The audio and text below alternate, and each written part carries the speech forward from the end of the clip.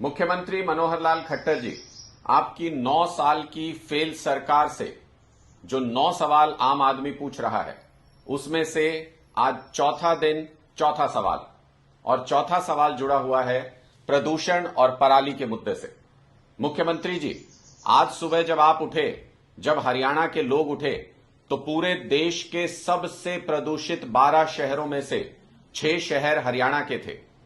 आखिर क्यों हरियाणा के लोगों को जहरीली सांस लेने के लिए मजबूर होना पड़ रहा है? आखिर आपकी सरकार ने प्रदूषण से संबंधित प्रबंधन का कोई भी इंतजाम क्यों नहीं किया? आपकी सरकार में प्रदूषण लगातार हरियाणा के अंदर क्यों बढ़ता चला गया? दिल्ली में इतनी डेंस पॉपुलेशन है, उसके बावजूद पिछले 8 सालों में दिल्ली के अंदर 30% तक प्रदूषण में कमी आई है, क्योंकि दिल्ली सरकार ने उसके लिए एफर्ट किए। वहां पर सीएनजी की बसें चलती थी, अब इलेक्ट्रिक बसें चलाई गई। हरियाणा में डीजल की बसें चलती थी, आपने सीएनजी की तरफ जाने का और उसके बाद इलेक्ट्रिक बसों की तरफ जाने का कभी नहीं सोचा, कोई ख्याल नहीं आया, इस बारे में आपने कोई कदम नहीं उठाया।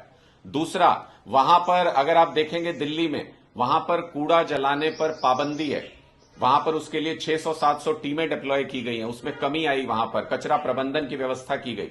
हरियाणा के अंदर आज तक कचरा प्रबंधन की कोई व्यवस्था नहीं है। हर शहर में कूड़ों के ढेर आप देख सकते हैं, हर शहर में कूड़े को जगह जगह पर जलाया जाता है। तीसरी और सबसे महत्वपूर्ण बात, आपने ग्रीन कवर बढ़ाने के लिए काम नहीं किया। हरियाणा में ग्रीन कवर बढ़ाने के लिए आपने क्या किया? इसी तरीके से जब पराली की समस्या हर साल हरियाणा के सामने आती है, तो आप जो पीड़ित किसान हैं उन्हीं को दोषी बताकर उनके ऊपर सारा दोष मढ़ के आप अपने सर से वो जिम्मेदारी उतार लेते हैं। मुख्यमंत्री जी, ये सरासर गलत है, क्योंकि पराली प्रबंधन करने में आपकी सरकार फेल रही है। पराली का प्रबंधन सरकार की जिम्मेदारी है। किसानों के पास इतने संसाधन नहीं होते कि वो पराली का प्रबंधन कर सके। हरियाणा में इस बार भी धड़ल्ले से पराली जल रही है, सिर्फ इसलिए जल रही है क्योंकि आपका इस समस्या से निपटने का तरीका सही नहीं है।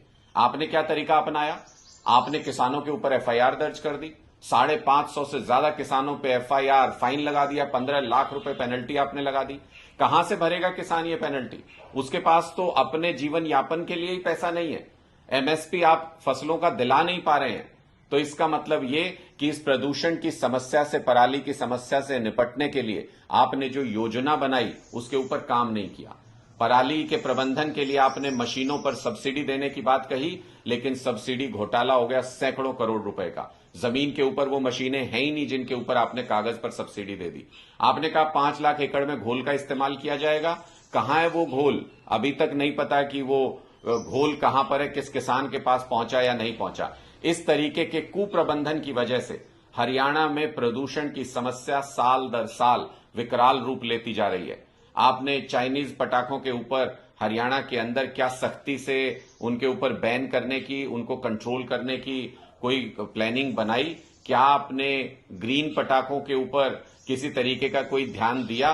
त्योहार सर पर है, त्योहार सामने आने वाला है, लेकिन प्रदूषण में लोग बुरी तरह से परेशान हैं, लोगों को सांस लेना मुश्किल हो रहा है। डॉक्टर्स कह रहे हैं कि इतना ज्यादा पोल्यूशन है कि दवाइयों ने भी असर करना बंद कर दिया है। तो मुख्यमंत्री जी, ये चौथी समस्या जो आपकी सरकार का सबसे बड़ा फेलियर रही। आपकी सरकार के 9 सालों में हरियाणा में प्रदूषण लगातार बढ़ता जा रहा है, और आज के दिन की स्थिति यह है कि पूरे देश में, जिसमें मेट्रो सिटीज भी आते हैं, इतने बड़े बड़े शहर आते हैं, उन सारे शहरों को पीछे छोड़ते हुए हरियाणा के 6 शहर सबसे ज्यादा प्रदूषित शहरों की लिस्ट में शामिल हैं।